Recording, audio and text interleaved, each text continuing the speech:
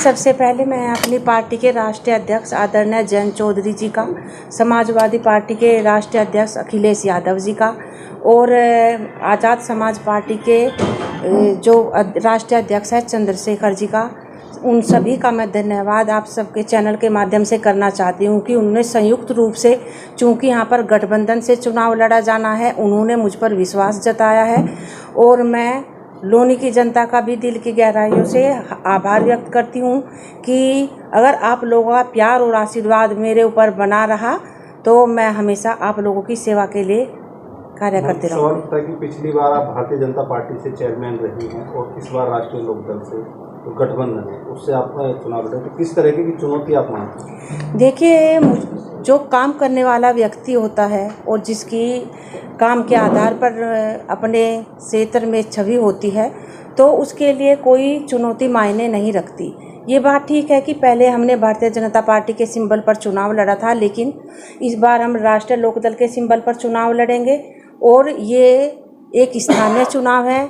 जनता इस पर विकास को देखकर वोट करती आई है और मुझे अपने कराए गए और मुझसे पहले मनोज धामा जी ने जो अपने समय में जो विकास कार्य कराए थे, मुझे पूर्ण विश्वास है कि लोनी की जनता इस बार फिर हमारे ऊपर ही दाव खेलेगी। कर्नल साहब, सवाल उठता है कि जिस तरह जो पिछली बार आप भाजपा के पद से जीत कर आए, अब लेकिन वही भाजपा के जो नेता हैं तमाम तरह के आरोप आप पर लगा रहे, किस तरह की चुनौती उन आरोपों को आप मानते हैं? देखिए, जो ये आरोप हमारे ऊपर लगाए जा रहे हैं ये सब बिल्कुल निराधार है, क्योंकि आप लोगों को भी पता है जब से निकाय चुनाव का आगाज़ हुआ है तो अलग अलग जगह मैं देख रही हूँ कि जगह जगह जो अलग अलग पार्टियों से जो प्रत्याशी अपनी दावेदारी कर रहे हैं टिकट के लिए, जब उनका इंटरव्यू लिया जाता है तो सबके मुंह पर एक ही नाम आता है, मनोज रंजीता धामा। और क्योंकि ये मैं इसलिए कहूँगी कि नाम उन्हीं का आता है जिनमें कुछ दम होता है, नहीं और भी पार्टियां अपने प्रत्याशी मैदान में उतार रही है। कांग्रेस भी उतारेगी, AIMIM भी उतारेगी, बसपा से भी होंगे, भाजपा से भी होंगे, फिर हमारा ही नाम क्यों? और रही बात आरोपों की, तो चुनाव यहाँ पर महिला सीट आरक्षित हुई है, रंजीता धामा यहाँ से पार्टी ने अपना प्रत्याशी बनाया है, इसलिए मैं उन सब से यही कहना चाहती हूँ कि अगर आपको कोई बात करनी है मुझसे सीधे सीधे बात करें, इसमें पुरुषों को ना घसीटे, क्योंकि ये सीट महिला आरक्षित हुई है। अगर जवाब करने हैं तो उनकी महिलाएं मुझसे बात करें। पिछले विधानसभा चुनाव में कहीं न कहीं मनोज धामा जी उस समय आपके साथ नहीं थे, इस चुनाव में मनोज धामा जी आपके साथ हैं, तो कितना आपने कॉन्फिडेंट फील कर रही है इस चुनाव को लेकर? देखिए, ये बात बिल्कुल सही है कि इस बार मेरे साथ मनोज धामा जी साथ है, उस समय मेरे साथ मनोज धामा जी साथ नहीं थे। जिस तरह से जब महाभारत का युद्ध चल रहा था और अभिमन्यु उस युद्ध में जब अर्जुन को जानबूझकर युद्ध से दूर कर दिया गया था, एक चक्रव्यूह की रचना की गई थी, तो ठीक उसी तरह मेरे साथ भी ऐसा हुआ कि विधानसभा चुनाव से मनोज धामा जी को अलग कर दिया गया और लेकिन मैंने भी हिम्मत नहीं हारी, अभिमन्यु की तरह मैं उस चक्रव्यूह में घुस तो गई, लेकिन मुझे पता था कि यहाँ पर ये लोग मेरे साथ छल भी करेंगे, कपट भी करेंगे।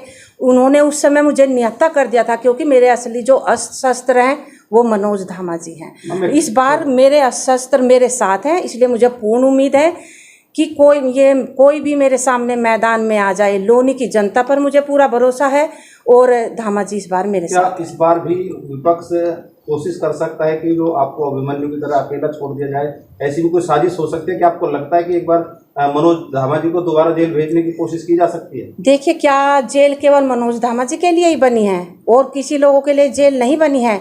जब हमने कुछ गलत किया ही नहीं, और किस आधार पर इस बार जेल भेजेंगे?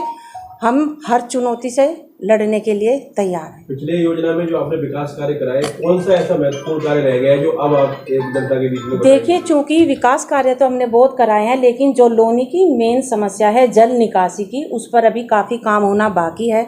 क्योंकि हम कितनी भी सड़कें नाली खड़ंजे बनवा लें, लेकिन जब तक प्रॉपर जल निकासी की व्यवस्था नहीं होगी वो सब बेकार हो जाते हैं। इसलिए इस बार पहले तो हम भाजपा सरकार में थे, इसलिए चाहकर भी कई बार इस मुद्दे को लेकर धरने पर भी नहीं बैठ सकते थे, लेकिन इस बार अगर यहाँ की जल निकासी पर कार्य नहीं हुआ, अगर मुझे उसके लिए धरना भी देना पड़ा तो मैं धरना भी दूँ। जिस तरह से भाजपा की अगर बात करें तो सत्ताधारी दल है और आप इस बार विपक्ष की भूमिका अदा करेंगे, तो क्या लगता है कि कितना असर ये भूमिका डालते हैं?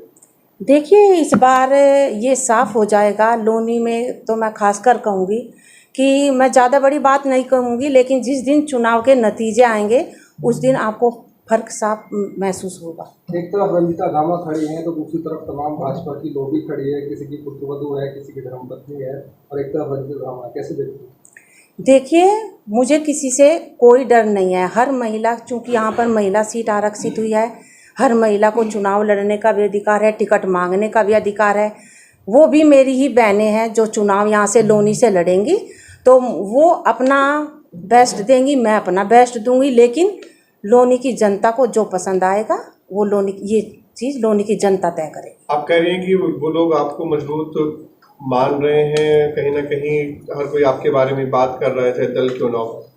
आपको डर नहीं लगता कि कहीं सुरक्षा की दृष्टि से वो आपको हटाने की कोई और दाव पेश भी कर सकते हैं? देखिए, जब मैं कहती हूँ कि हमेशा हमें ईश्वर पर भरोसा करना चाहिए। जब तक ईश्वर का हाथ सर पर होता है तो कोई किसी का बाल बांका नहीं कर सकता। ये बात ज़रूर है कि इन सभी लोगों को मालूम है कि रंजीता धामा के सामने उनका टिक पाना इस बार बड़ा ही मुश्किल है। लेकिन मैं इसके लिए पुलिस से भी मांग करूंगी कि पुलिस प्रशासन से भी यह कहूंगी, क्योंकि मैं एक मजबूत प्रत्याशी के रूप में इस बार मैदान में आई हूं, और मैं यही कहूंगी कि मुझे सुरक्षा दे, मुझे गनर भी दिया जाए, क्योंकि चुनाव के सिलसिले में मुझे देर रात तक भी बाहर रहना पड़ेगा। और अगर मेरी सुरक्षा में कोई चूक भी हुई, नहीं मुझे इन्होंने कोई गनर वगैरह प्रोवाइड कराया, तो इसके जिम्मेदार बिल्कुल, तो इसका जिम्मेदार पूरा पुलिस प्रशासन होगा। जिस तरह से अभी का माहौल चल रहा है, खासकर जो अतीक अहमद का मुद्दा चल रहा है, तो एक तरह से धर्म की और जाति की राजनीति के आरोप लोग लगा रहे हैं, तो कैसे देखते हैं, क्या निकाय चुनाव में ये फैक्टर भी काम करेगा? देखिए, मैं यही कहना चाहूँगी कि राजनीति विकास के मुद्दे को लेकर होनी चाहिए। जब राजनीति में लोग आते हैं तो उनके पास एक ऐसी पावर और अधिकार आ जाते हैं कि वो जिससे अपने क्षेत्र का विकास कर सकते हैं। मैं तो बस यही कहना चाहती हूँ व्यक्तिगत तौर पर कि बिना बातों को मुद्दा ना बनाए, केवल विकास की बात करें, अपने देश को किस तरह हम प्रगति के मार्ग पर आगे लेकर जा सकते हैं, केवल उन मुद्दों पर बात होनी चाहिए। लोनी की जनता से क्या अपील करेंगे? लोनी की जनता से मैं यही अपील करना चाहती हूँ कि इस बार मेरा चूँकि मैं राष्ट्रीय लोकदल के सिंबल पर चुनाव लड़ रही हूँ, इस बार नल मेरा चुनाव चिन्ह होगा। हमने 10 साल तक नगर पालिका अध्यक्ष पद पर रहते हुए रिकॉर्ड तोड़ विकास कार्य कराए हैं। हम कोई लोनी में नए प्रत्याशी नहीं आए हैं। तो मैं यही कहना चाहती हूँ कि अगर आप चाहते हैं कि लोनी का विकास हो और आपकी हर उस समस्या को सुना जाए जिससे आप परेशान हैं, तो दोबारा हमें अपना आशीर्वाद दें। मनोज धामा जी